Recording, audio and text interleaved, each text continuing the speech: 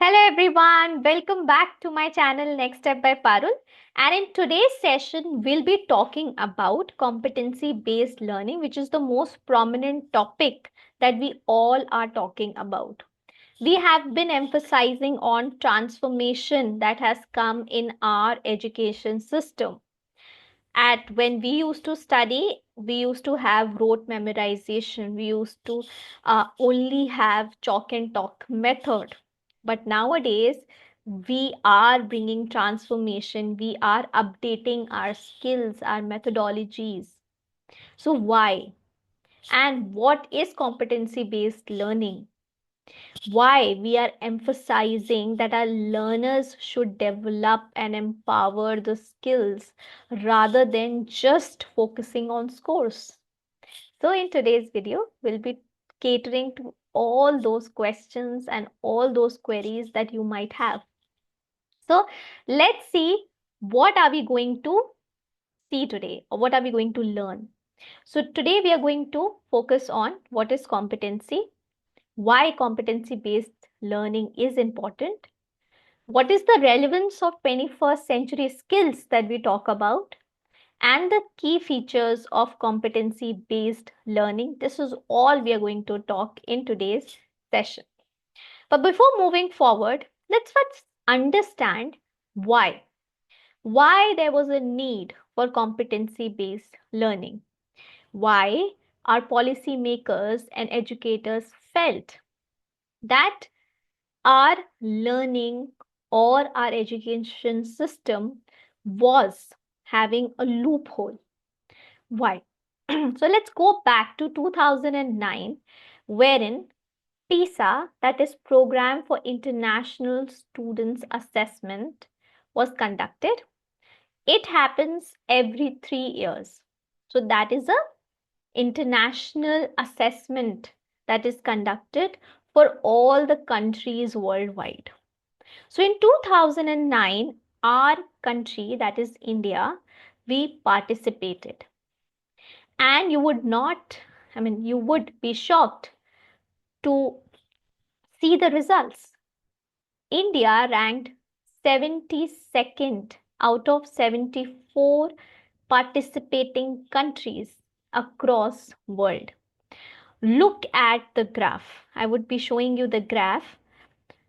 So the graph says all about it. This is India's performance in PISA in 2009, and these were the scores that we have scored in all the literacy, that is reading, mathematics, and science. So at that point of time, we felt there that our education system was missing something, that we were not competing, or we were not to that level wherein we were able to compete with other countries in terms of these competitions or these assessments that were happening. So there was a report also says that a 15-year-old child was not able to read a second grade books. They were not able to solve second grade sums, maths formulas. They were not able to apply those. So that is where our policymakers felt that there was a need to bring transformation and revise our policy. So keeping all these things in mind, NEP 2020 came, that is National Education Policy 2020. So National Education Policy 2020 strongly focuses on competency based education. Why? So that our students can apply higher order thinking skills. The focus was on HODs. Then move beyond exams and textbooks. We are more focused on our textbooks. What are we reading? The information that are there, our just main goal or agenda is to grasp it. But this is not what we are expected to do. Then promote experiential learning. That means that the knowledge that we are using should we should be able to apply that knowledge in the real world application. There should be an application for the knowledge that we are gaining. Otherwise, everything would be a waste. So, that's where competency based learning came in, right? And now let's understand what is competency based learning. Now that we have understood from where that competency based learning came from, what was the need, and how do we even develop the idea that we need to have it. So now let's talk about what is competency based learning. Competency, the word competency itself has, it is amalgamation of three things that I would talk about.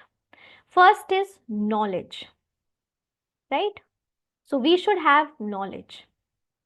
Then from that knowledge, we should acquire the skills. And we should have the capability or ability to use that knowledge or skill into the real life scenarios and with the right attitude. If we have the right attitude, we would be able to attain the competencies. Now let's take an example to understand when do we call a person as competent. Let's take an example of car driving. Suppose you have learned a lesson on how to drive a car. So for that you would be learning the different parts of it, like where are the gears, how to use it, how to apply the brakes, right? How to handle that steering wheel, how to look at the mirrors, the rear mirrors. Okay, and that is how you would gain the knowledge of how really uh, of how we really drive a car. After that, once you have gained the knowledge, you would start going in the driving school, wherein you would acquire the skills. So, in first or two classes, you would gain that understanding, the practical implication of it, right? And slowly and gradually, as you practice it, you acquire the skills. You would also drive on road, and you would also look at the safety rules, right? You would also follow the safety rules, and that is how you're going to drive it. If you do not have the right attitude, for example, if you're speeding up the car, if you are doing rash driving, so in that case your knowledge and skill would not be completely termed as positive, right? Because you are not using that knowledge in something productive. Ultimately, a person who is able to acquire the skills, who are knowledgeable, and who has the capability to use that knowledge or skill with the right attitude, a person is termed as competent. So let's talk about uh, just a second. Yeah. So let's just talk about what else is competency, right? So it focuses on mastering skills rather than memorizing facts. So we used to memorize facts. How many of you remember what you had learnt in your school times? Very few other things that we are able to apply. That is of no use. The formulas, the maths formulas that we learned, the historical dates that we grasped, do is it having any relevance in today's time, or are we able to apply that knowledge elsewhere? That is a big question. So competency based learning focuses on mastering those skills. Then progress is based on understanding, not time spent. So we used to focus on that I have studied for 12 hours, so that's it. No, how much have you understood, how much you are able to apply that knowledge in your real life scenario, that is more focused. Then it ensures real world application of learning.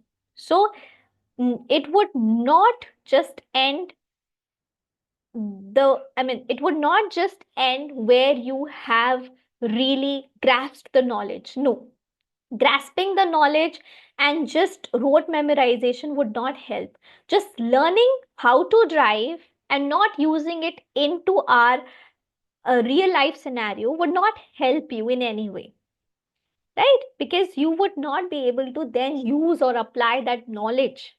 So once you gain the knowledge, you should work on developing it and acquiring the skills with right attitude, and then you would be able to uh, you would be termed as a competent person.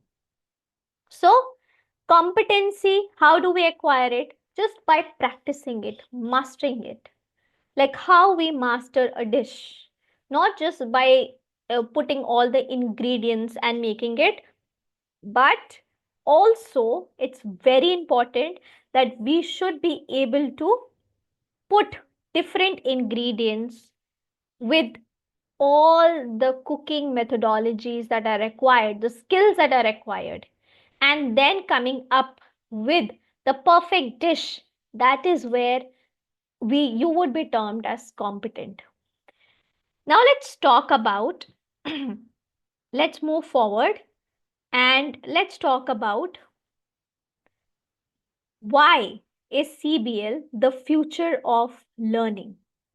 Why are we talking about CBL, right?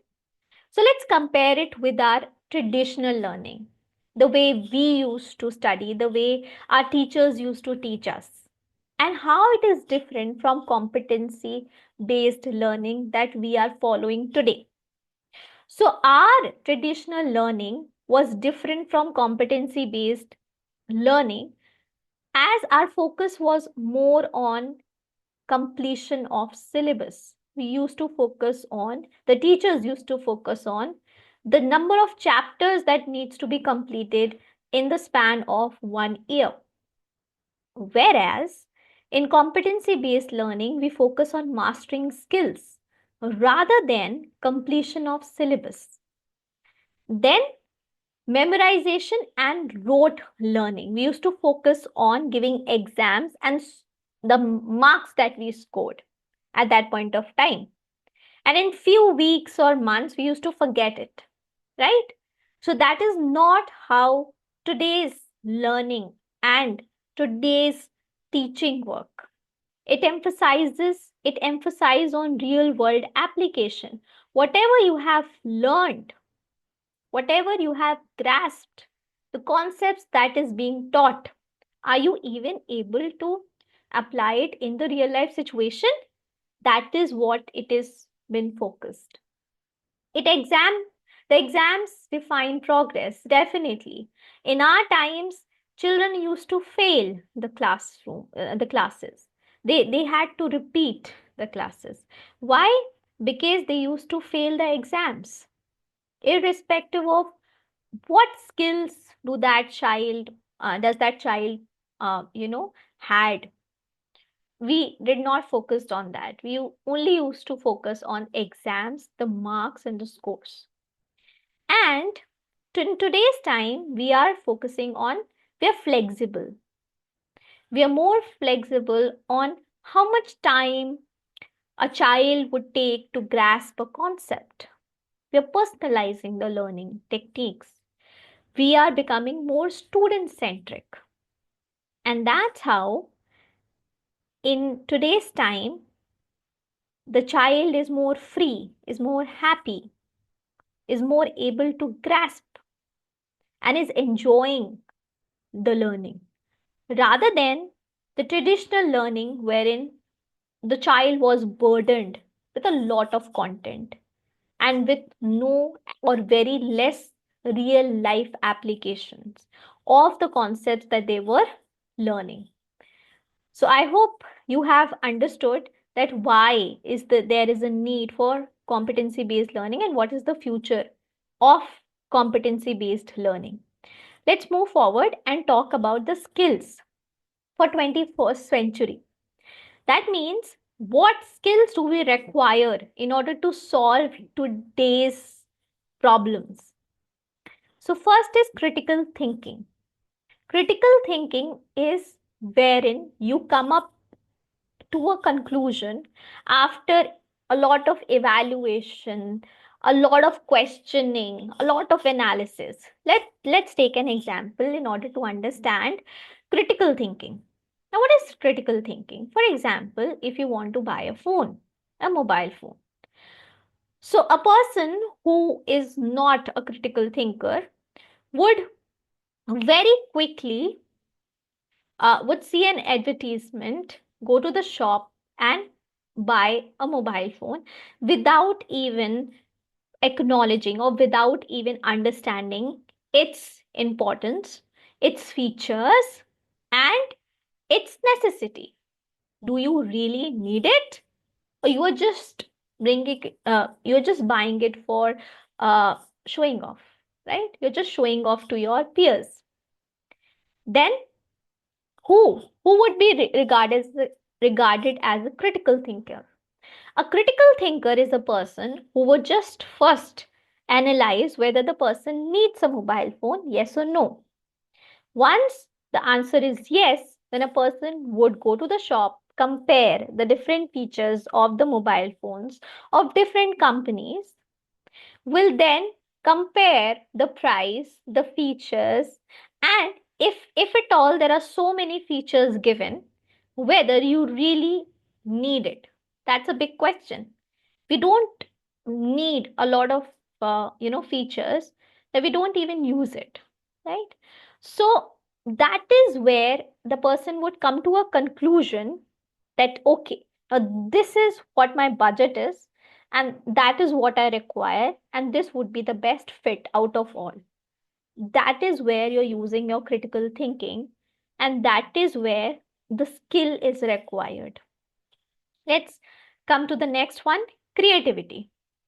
The way that you are solving your issues, or you're coming up with creative answers, with creative solutions of your problems. That is where creativity lies.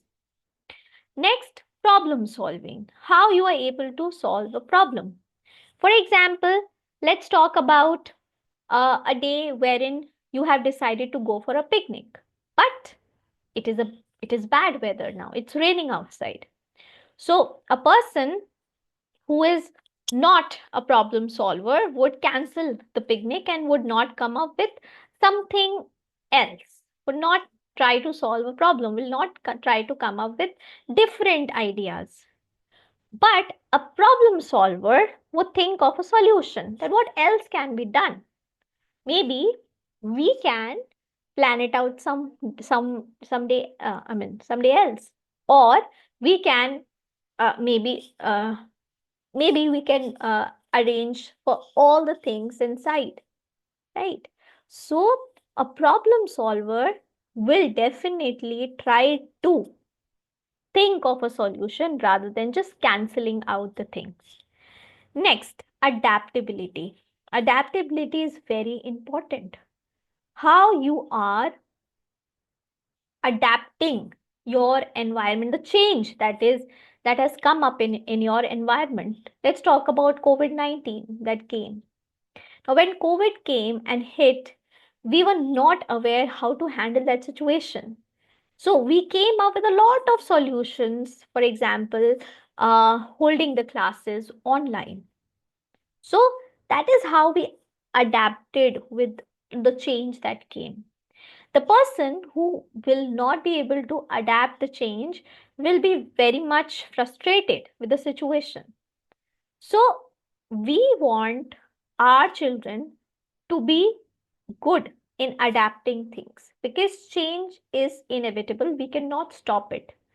So what we can do is we can acquire, or we can adapt the change and think of a new, we can think of a new solutions, right, to the problems that we are facing. So that is what competency based learning talks about, that we want our children to have all these 21st century skills, so that a person can become holistic, right? Can have holistic development and can solve or can adapt the changes that the person faces in his or her environment. Let's move forward and talk about what makes CBL unique. Why is it? Why do we call it as unique? What is there that we can see? What are the key features of it? So, first of all, learning at one's own pace. So, CBL, that is competency based learning, allows children to learn at their own pace. There is no pressure given to a child of of anything that would lead the child into frustration. So a student can take their own time to master. Okay, for example, it says that student can take their own time to master multiplication before moving to division. There would be no set time that, okay, after 2 weeks we have to anyhow move to division after completion of multiplication. No. Unless or until the child has understood the concept, is able to apply the concept, till that time we are going to focus on the child's development or the skills that are required. We would not force the child, we would not pressurize the child, right? Real world application of knowledge. So, our uh, competency based learning talks about that our knowledge that we are teaching or we are telling the students to acquire, it should be related to what we are seeing in our surrounding. So, for example, just by grasping the grammatical rules or making how to make a sentence or parts of speech, we would rather, of course, has been gained, but how to acquire the skills, how to use it in our real life scenario. Now, this would happen if that learning will be used in the real life applications or implications, like writing emails, okay, writing letters, or sending applications, making posters.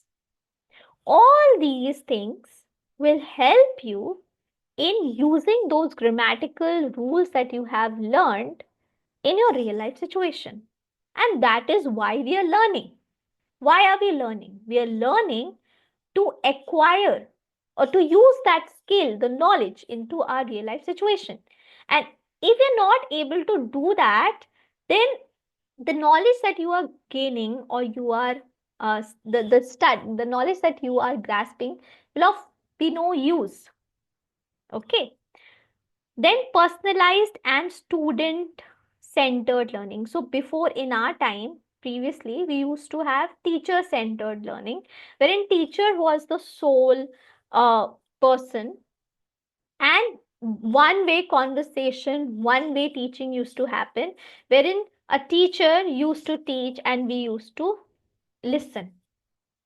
But nowadays, when we talk about student centered learning, so teacher becomes just a facilitator and a child has has the key responsibility of his or her own learning.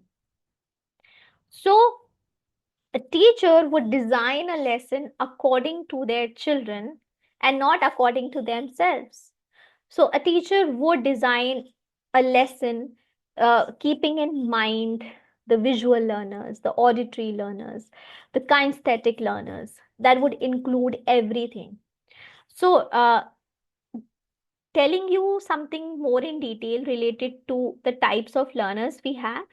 So, we all have different types of capabilities to grasp the knowledge. Some students prefer or grasp, I mean, more quickly, okay, more quicker, as when the person sees something. Okay, so if you're telling a child some concept, if you're teaching a child a concept, and if you show the pictures, okay, or show some videos or movies, so the child would be able to grasp quickly. Why? Because the child is a visual learner. Whereas Auditory, who is an auditory learner who would listen and grasp better. Whereas a kinesthetic learner is a person who would be involved in hands-on learning, experiential learning. So if you teach the concept with some experiments or some hands-on learning and activities that you would involve, the child would better learn better. So that is how we are personalizing our teaching methodologies so that each and every child in my class will be able to grasp it. And that is what competency based learning focuses. So I hope you have understood what is competency, how, why it is important, how it is different from uh, the traditional way of teaching and learning, and what makes it unique. So in next session we are going to take up another topic. You can tell me in the comment section what topic I should be taking, and please don't forget to like, share and subscribe to my channel. Bye bye, take care.